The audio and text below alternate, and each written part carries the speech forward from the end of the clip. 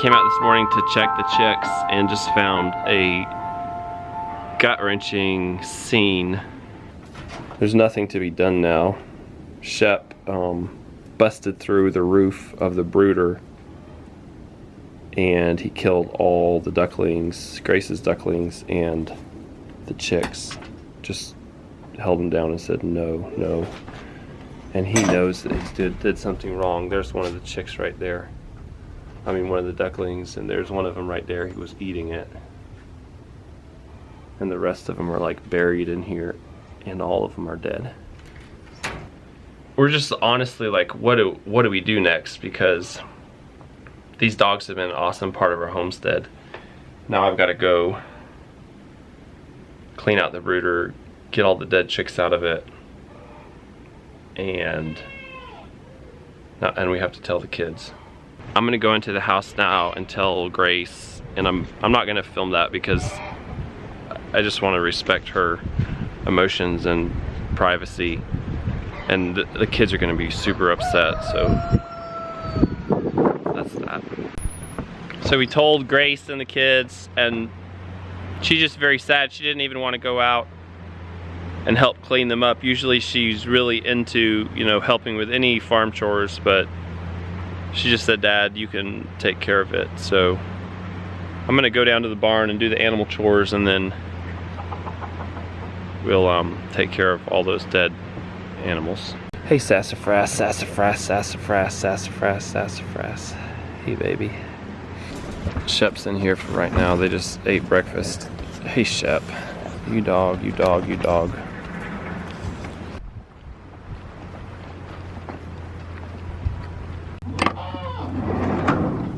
Brownie's in here because Flopsy's in the other stall. I have all the goats in here just for right now. They haven't been all in here all night, just while we're milking. But I just want to show you that Flopsy has not had her babies yet, or baby. Her ligaments are just as loose, and her bag is getting fuller every day. Her udder, excuse me. And I would show you, but I have to hold this door shut because otherwise they're gonna bust out of here and go eat Dolly's feed. Know what's going on. You know Dolly's getting the good stuff right now, huh? Goats are very smart. They know that this door does not lock from this side, just from the other side. Hey. Okay, just a few more minutes. We're done milking. I'm gonna let Dolly out, or free her. She's finishing up the last of her food here. We'll let all the goats out.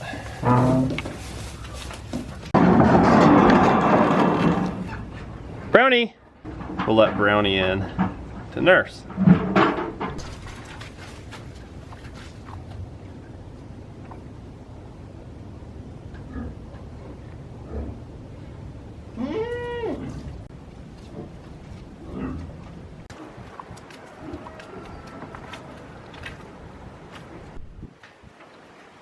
Roadrunner. Life goes on even after these disasters, you know. We have to take care of all the animals and keep moving forward. I'm making Brie a special breakfast. Bacon, onions, and greens, avocado, and eggs. And you know, a few weeks ago we were saying, why aren't our chickens laying eggs? Well, they are laying eggs now. We have eggs, eggs, eggs, eggs everywhere. That's even having given away several dozen yesterday. Here it is. I didn't know you were recording. I just got back from moving the animals to the back pasture, and I came into this gorgeous breakfast that my honey made me. And usually moving animals is no big deal, but Dolly just did not want to come today, so I had to chase her around. So I got my workout, my prenatal workout this morning, chasing the cow. My eyes got their workout crying this morning. What? My eyes got their workout crying. I know, I'm sorry. I'm so sorry. What did you plant there? Snow peas. Snow peas? And you have a little trellis? Onion. Good job. Yeah. and snow peas. And I also put some flowers there. That's where they buried the ducks. Daddy, can you go get me some kale? You plant kale early? I can get it. Can you? She's getting the kale. Can you plant it early? Yeah. Yes. Grace just buried her ducks. I still have to get the chicks out and bury them out here in the orchard. So here's the scene of the crime. I want to get on here and just show you all how strong the top of this chicken pen is here. I weigh about 170 pounds and I can get up on here without tearing it. It's obviously not like if I jumped on it, it would bust. The dog must have gotten on here and just jumped on it and just pounded and pounded on it with his front paws and busted it open. The hardware cloth is actually torn here and then it's just ripped out of these screws, and there's 2 screws that are just ripped out right there. So now I have to go through here and find these dead baby chicks.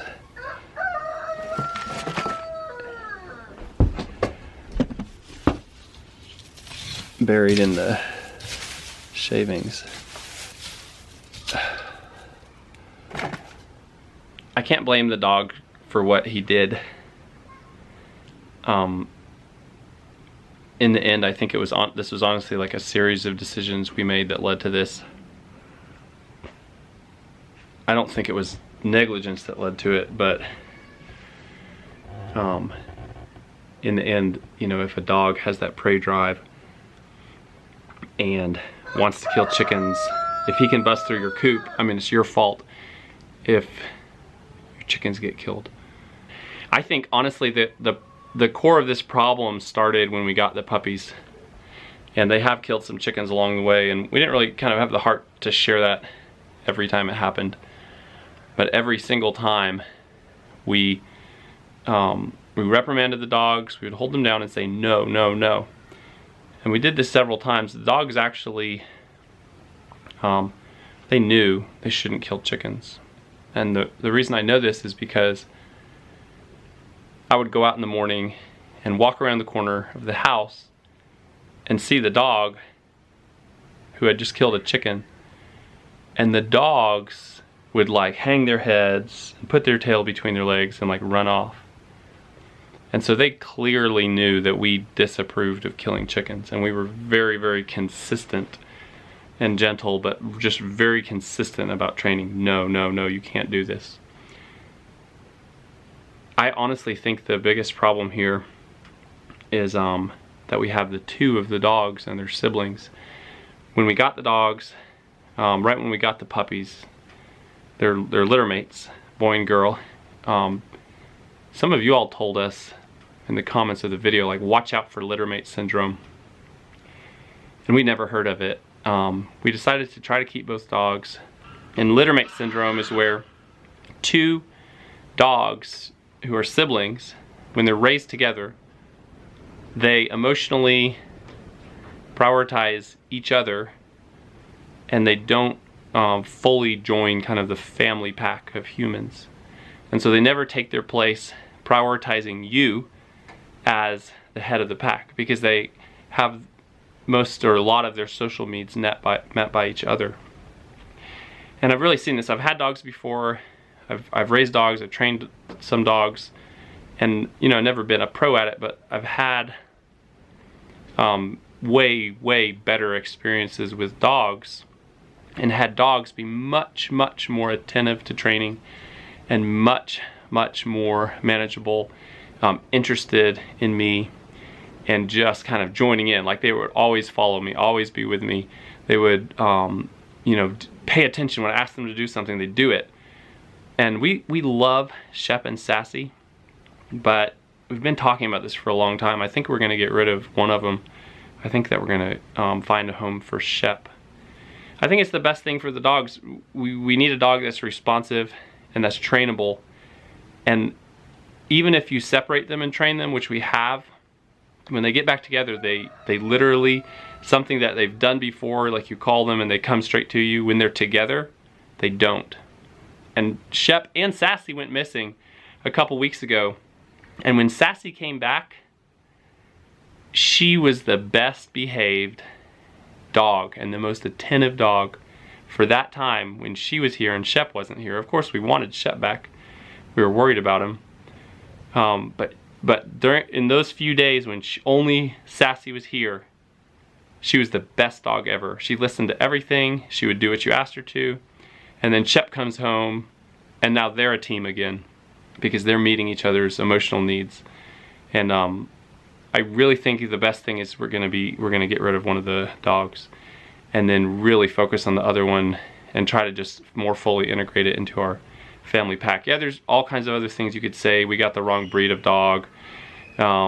We should have had a better chicken coop, all that. In the end though, I think that we're not gonna have success as long as we have these two dogs, because litter mate syndrome is real. If you ask dog trainers, it's a real thing.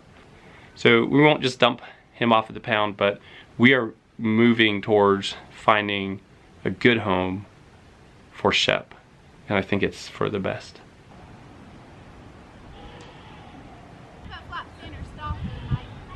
Bria's bringing Flopsy into the stall, so if she kids tonight, they'll be warm.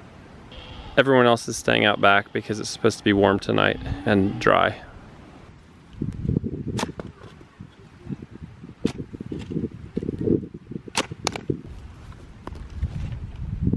We thought we'd have a little camp out this evening. I was only 2. Help cheer everyone up and just have a nice evening together as a family.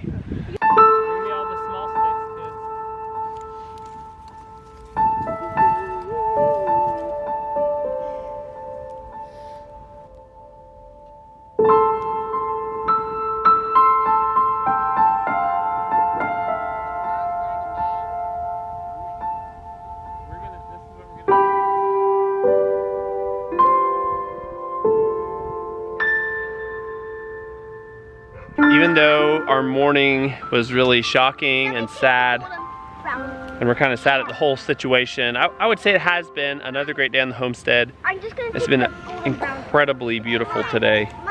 It feels like spring is in the air, and that's a really good feeling.